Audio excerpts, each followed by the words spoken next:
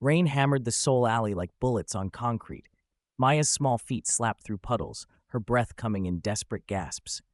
Behind her, heavy boots pounded closer.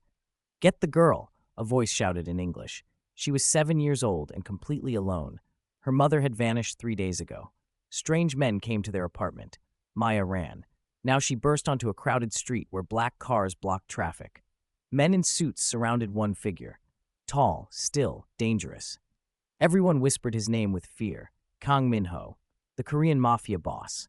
Maya's instincts screamed one truth: bad men fear worse men. She sprinted straight toward him, her small body colliding with his legs. "Please," she sobbed, clinging to his expensive coat. "Don't let them take me." Time stopped. Kang Min-ho looked down at the trembling child wrapped around his legs. His bodyguards raised weapons instantly, scanning for threats. Behind Maya, 3 men in cheap suits skidded to a halt, their faces pale with recognition. Minho's world operated on power and fear. Children didn't touch him, ever. Yet something in her desperate grip froze him completely. Her eyes, wide, brown, terrified, looked up at him with raw trust that made no logical sense. She should fear him most of all. Instead, she held him like he was salvation itself. His jaw tightened. Around them, the crowd held its breath. One gesture from him could end her life, or change it forever. Minho felt something crack inside his chest, something he'd buried 15 years ago. "Don't let them take me," Maya whispered again, her small voice breaking. 5 words. That's all it took to shatter Kang Minho's carefully constructed walls. His hand, the same hand that had ordered countless deaths, gently touched her wet hair. "Who's trying to take you?" His voice was surprisingly soft. Maya pointed at the 3 men frozen 20 feet away. "Them. They took Mama. Now they want me." Minho's eyes went cold as winter. He recognized the type instantly. Human traffickers, bottom feeders of the criminal world. The kind of men he despised even in his own darkness. His sister's face flashed in his memory. Young, scared, gone forever. His fingers curled into fists. "Young-soo," he said quietly. His lieutenant stepped forward. "Yes, boss?" "Detain those 3. Find out everything." Within minutes, 2 men in official-looking uniforms arrived. "We're from Child Protective Services," the older one announced in broken Korean, flashing a badge. "That girl is a runaway. We'll take her now." Minho's eyes narrowed. He'd spent 20 years reading lies, and these men reeked of deception. Their badges were wrong laminated instead of embossed. Their breathing was too nervous for social workers. The younger one's jacket bulged with a concealed weapon. Real social workers didn't carry guns. "Your credentials," Minho said flatly. The men exchanged glances. "Sir, we don't have time for." "Then you don't take her." Minho's voice dropped to something lethal. Maya buried her face in his coat. His hand stayed protective on her shoulder. The fake social workers saw his expression and understood this wouldn't be easy. The crowd had grown silent, watching. Kang Minho stood at the center of a frozen moment, a terrified child clinging to the most dangerous man in Seoul. He could feel every eye on him, every phone recording. This would spread through the underground within hours. He was making enemies he didn't need, starting wars that served no profit. Logic screamed at him to walk away. Then Maya looked up at him again, and logic died. "She is under my protection," Minho announced clearly, his voice carrying through the rain. "Anyone who touches her answers to me personally." The fake social workers went pale. Behind them, the original 3 pursuers were already gone, disappeared into the crowd. Minho's declaration was absolute, unbreakable. In his world, such words were binding as blood oaths. He'd just started a war, for a child he didn't even know. Inside his armored Mercedes, Maya sat wrapped in his suit jacket, still shivering. Yongsu drove in tense silence. Minho studied the child who just upended his carefully controlled life. "What's your name?" he asked gently. "Maya Thompson." Her voice was small but steady now. "I'm 7. Mama and I came here 6 months ago. She worked at a hotel." She swallowed hard. 3 days ago, she didn't come home. Then those men came. They said Mama owed money. They said I had to come with them. Tears streamed down her face. "I heard them talking. They were going to sell me. So, I ran. I ran for 3 days." Minho's hands clenched into fists. "Why me? Why run to me?" Maya looked at him with heartbreaking honesty. "Because bad men are scared of you." That night, alone in his penthouse office, Kang Min-ho poured whiskey with shaking hands. Maya's words had unlocked a door he'd sealed 15 years ago. Her name was Sujin, his little sister. 12 years old, bright smile, terrible fate. She'd been taken from a crowded market while their mother shopped. The police did nothing. His father, then a mid-level enforcer, had no power to help. Minho was 17, helpless, watching his family shatter. They found Sujin's body 3 months later in a shipping container, trafficked, used, discarded. That day, something inside Minho died, and something darker was born. He'd built his empire on one promise, never be powerless again, but he'd failed to save the one person who mattered. Until tonight, he'd never let himself care about anyone again, until Maya looked at him with Sujin's eyes. In a warehouse across the city, Viktor Volkov slammed his fist on the table. Kang took the girl? The Russian crime lord controlled half the trafficking routes through Seoul. Maya Thompson was supposed to be easy profit. Her mother worked off debt, then the daughter got sold. Clean, simple, routine. Now Korea's most dangerous gangster had declared the child untouchable. "He's made a mistake," Victor growled to his lieutenants. "One child isn't worth war with us. He'll see reason or he'll see consequences." But his men weren't so sure. They'd seen Kang Minho's expression in the viral videos already spreading online. That wasn't a man who'd see reason. One lieutenant whispered, "What if he doesn't back down?" Victor smiled coldly. "Then we remind him why no one crosses us. Increase surveillance. Find his weakness. Everyone has one." Minho's penthouse was a fortress, bulletproof glass, biometric locks, guards on every floor.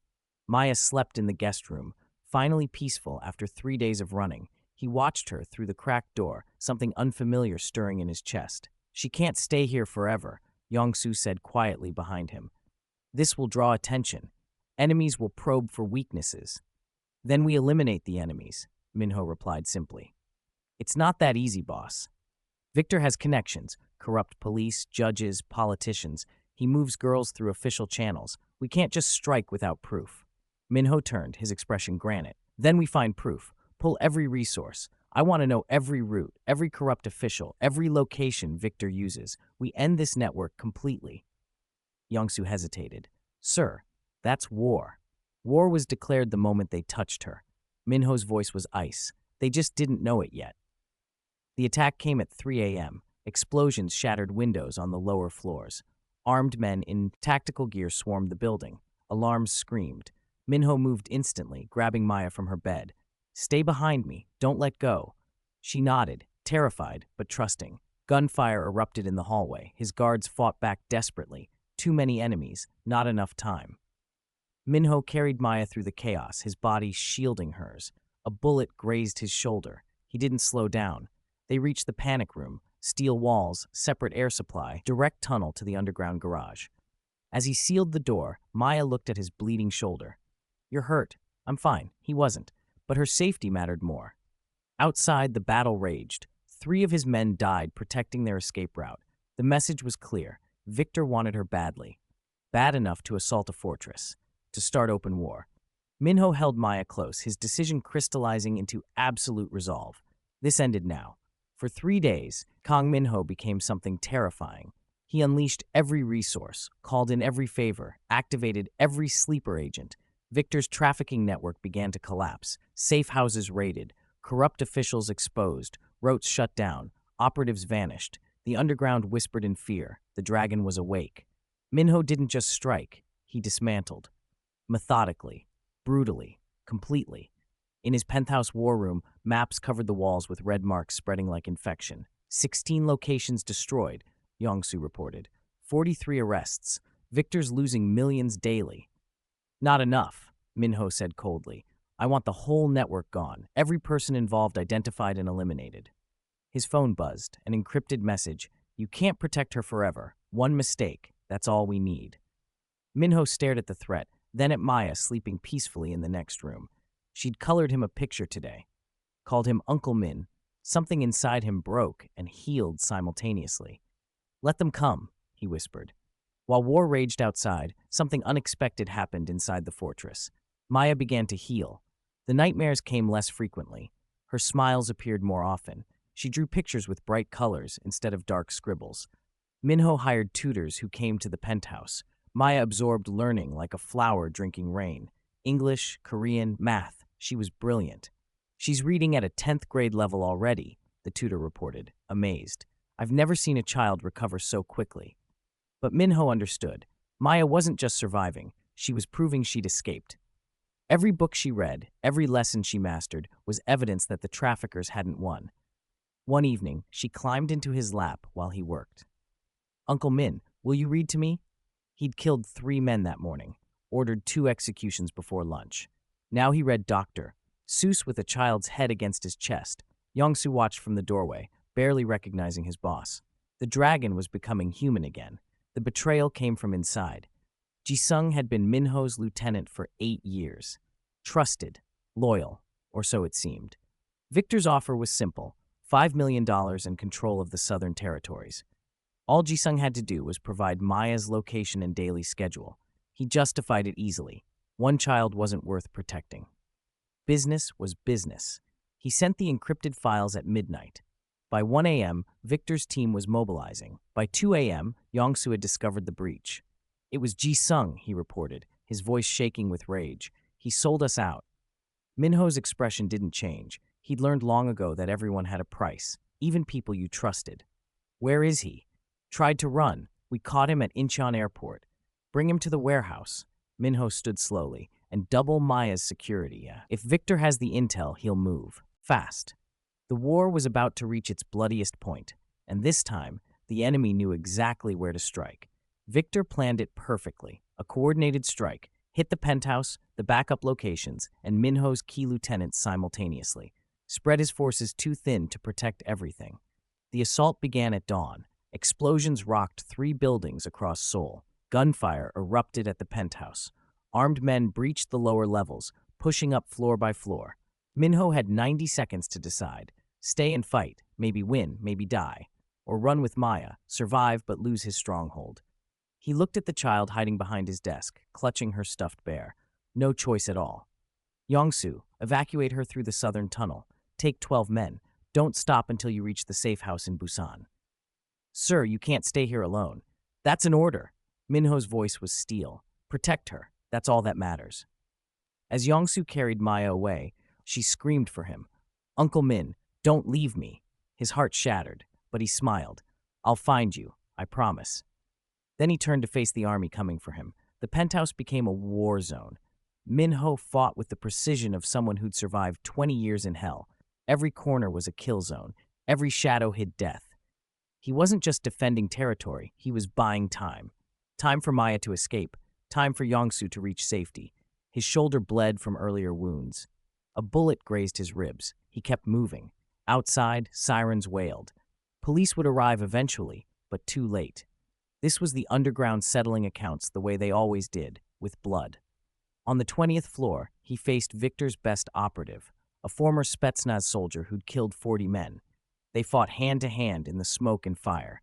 Minho took a blade to the side. The operative took a broken neck. At 6:47 a.m., the last enemy fell.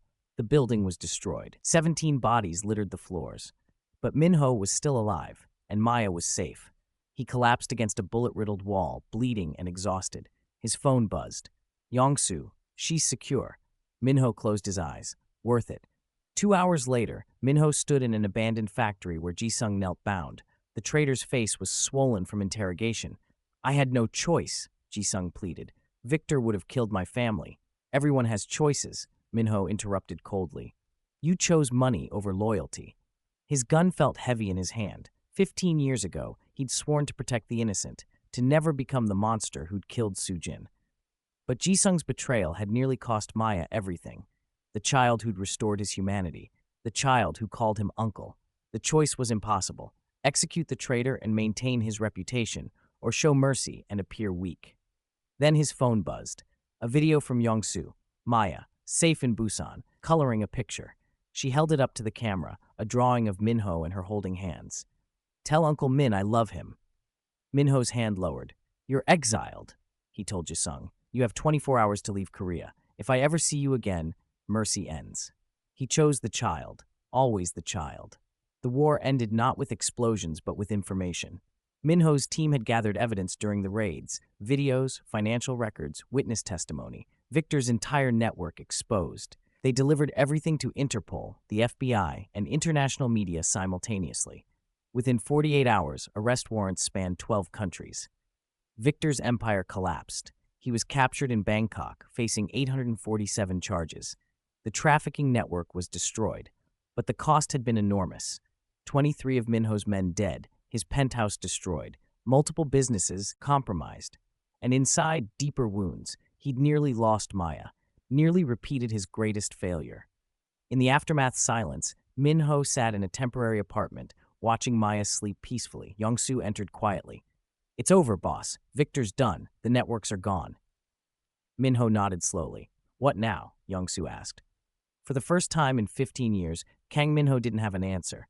His world had been violence and power, but Maya had shown him something different, a possibility he'd never considered: redemption. 6 months later, Maya stood in a private school uniform, her backpack almost bigger than her. "Do I look okay?" she asked nervously. Minho knelt to her level, adjusting her collar. "You look perfect." She'd grown 3 inches, gained healthy weight. Her nightmares were rare now. Therapy helped. So did safety. "Love." "Uncle Min," she whispered, "will you still be here when school ends?" His throat tightened. For months, she'd asked this question, afraid he'd vanish like her mother, like everyone else. "Always," he promised. "I'm not going anywhere." She hugged him fiercely, then ran toward the school entrance. At the door, she turned and waved. He waved back, something warm and unfamiliar filling his chest. That afternoon, he enrolled her in music lessons, hired a full-time guardian, set up education trusts, and for the first time since Sujin died, Kang Minho let himself hope. Maybe he could be more than a monster. Maybe he could be Uncle Min, the man a little girl believed in. The foundation launched quietly, the Sujin and Maya Initiative. Its mission: rescue children from trafficking, provide shelter, education, and protection. Minho redirected millions from his criminal enterprises into legitimate operations. He recruited former operatives as protection specialists, hired trauma counselors, built safe houses across Asia. The underground watched in shock as the dragon transformed. "He's going soft," some whispered. "He found redemption," others said. Minho didn't care about their opinions. He'd spent 15 years building an empire on fear. Now he'd spend the rest of his life building something that mattered. In the first year, the foundation rescued 47 children. By the second year, 200. International organizations took notice. Governments partnered with them. Maya, now 9, understood what Uncle Min was doing. "You're saving kids like me," she said proudly. "I'm trying," he replied, "trying to make sure no one else runs through the rain, terrified and alone." She took his hand. "You already did, Uncle Min. You saved me." 15 years later, Maya Thompson stood at a podium, addressing the United Nations. At 22, she was a graduate student in international law, specializing in human rights. Beautiful, confident, fearless. "I was 7 years old when I ran into the arms of a man the world called a monster," she began. "But he saw past my fear to my humanity, and I saw past his reputation to his heart." In the audience, Kang Minho sat quietly, now 56, his hair gray at the temples. He'd fully legitimized his operations. The foundation had rescued over 10,000 children worldwide. "One choice," Maya continued, her voice strong. "One moment when he could have walked away, but he didn't. He chose protection over profit, love over fear, redemption over reputation." She looked directly at him. "Uncle Min taught me that our past doesn't define our future. Our choices do." After her speech, they walked through New York together. "Proud of you," he said softly. She smiled. "Proud of us." The monster had become a protector. The terrified child had become a voice for the voiceless. One rainy night, one desperate run, 2 lives changed forever. Destiny rewritten.